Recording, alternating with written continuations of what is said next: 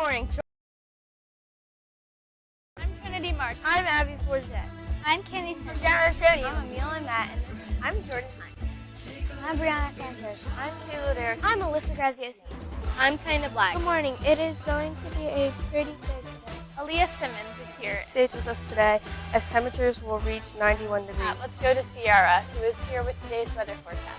Hey girls, are you excited? I am.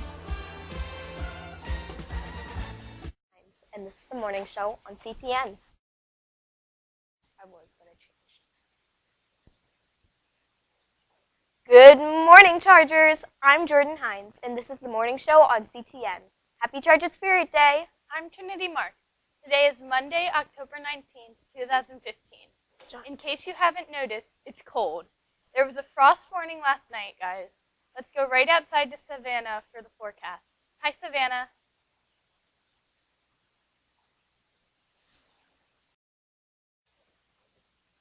Hey, whose brilliant idea was it for me to do the weather outside today? It is freezing out here. It's currently 30 degrees. That's below freezing. The temperature today is only going up to 54 degrees. Tonight, the temperature will drop to 40 degrees. It is going to be a cold one, so try to stay warm. Back to you inside.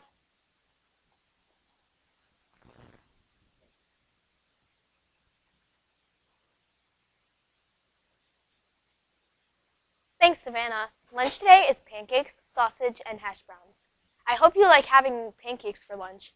If you don't, oh well. Nothing you can do about it if you didn't bring a lunch. This is the last week to bring in donations for Socktober. The Socktober drive ends this Friday, October 23rd. There will be a student council meeting for all officers and board members in the art room this Wednesday from 11:50 to 12:30. Please bring your lunch so we don't have to wait for you to go to the cafeteria to get your food. Here's John with today's weird but true fact.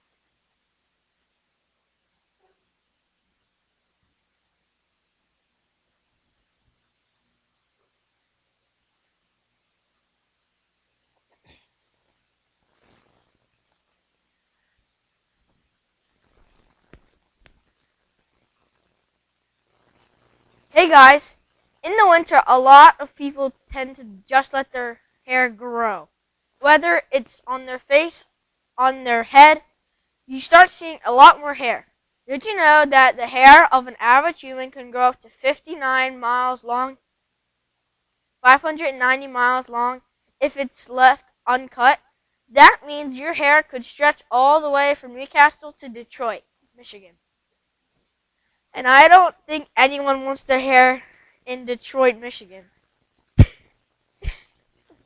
Get a haircut. Back to you on the news desk.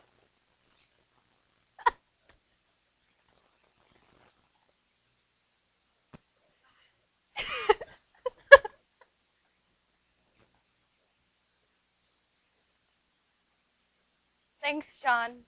Last week, CTN reporter Alyssa Graziosi sat down with Michele Churcman, who works for the Information Technology Department for the state of Delaware.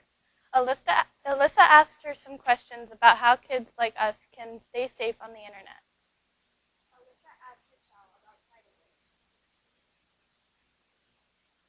Alyssa asked Michele about cyberbullying.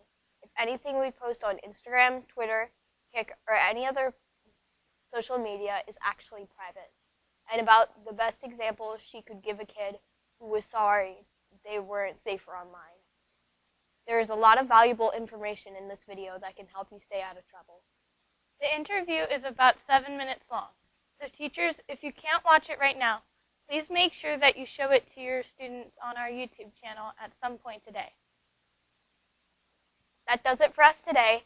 For Trinity, Savannah, John, and the rest of the CTN team, we hope you have a spirited Charger Monday. See you tomorrow.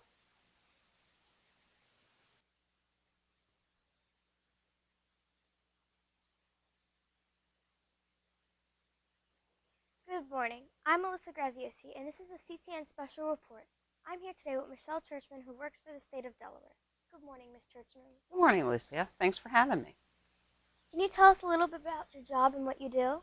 Well, it's kind of funny. I'm sort of semi-retired, but I work for the Department of Technology and Information. That's the computer support agency for all of the state agencies, all of state government. So if you're in a state park, if you go get your driver's license, which not quite, but you'll get there, get your driver's license.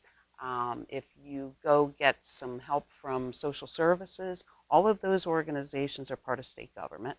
And DTI, Department of Technology and Information, we provide the computers and the computer expertise to help people get their jobs done and to help the citizens of Delaware get the things done that they need to do. So it sounds like your primary concern is letting students know how important it is to be safe on the internet. Is that right? We have just, well, not just, in the probably the last 8 years or so, we started a program where we come out to schools, like your school. And we have talked to 33,000 fourth graders to date, over 8 years, and talked about the importance of cyber safety. Would you mind if I asked a few questions about internet safety? No, please do. Great. First, you can tell me one or two things about the government that is doing to keep us safe online. Well, there's lots and lots of things, and a lot of them are kind of behind the scenes. They're not really public. One of the things that we do that I think is really important, in addition to coming out and talking to kids, because you guys, for the most part, know more about computers than most adults do these days, and you grew up with them. You've never known anything without having computers. So a lot of times you're much more tech savvy than adults are. So that's why we want to talk to you, and we learn things from you every day. One of the things we do within state government is every state employee, and that's about 30,000 people, has to take an online internet security training course each year. So just like you're in school and you have to study something, we have to study this course and we have to pass it, and so that we have access to the state's computers, because we're in charge of protecting a lot of personal data from the citizens of Delaware. We have all of your birth records, we have death certificates, we have all kinds of personal information that it's our obligation to protect. Wow. What would you say is the most dangerous thing kids do online today? Well, there's so many choices. It's hard to pick just one. I think one of the things that we talk about over and over again, and it sometimes seems like it's a little tiring, but is kids mistaking their online friends, for being real friends. And what I mean by that is you can play games and you can chat and so forth with people online, but unless you really know them, unless you've met them face to face, unless your family's met them, you really don't know who you're talking to online. So that's probably the thing that we see with children that's probably the most difficult, is just understanding that just because somebody seems to be really nice and seems to be in the 5th grade talking to you, they might not be. A lot of us use programs like Instagram, Snapchat, and Keep. Sorry. How private are these things we post on there? Well, that's a really good question, too. And the reality is nothing is private on the internet. And more importantly, nothing ever goes away. So if you post something nasty about another person, or you post an inappropriate picture of yourself, those things will show up forever. They'll never go away. And to think that there's cyberbullying, to think that there's, that things are private on the internet, they are not. Let's talk about cyberbullying, which seems to be happening more and more often these days. If a kid is bullying another kid, online kid begins to begin.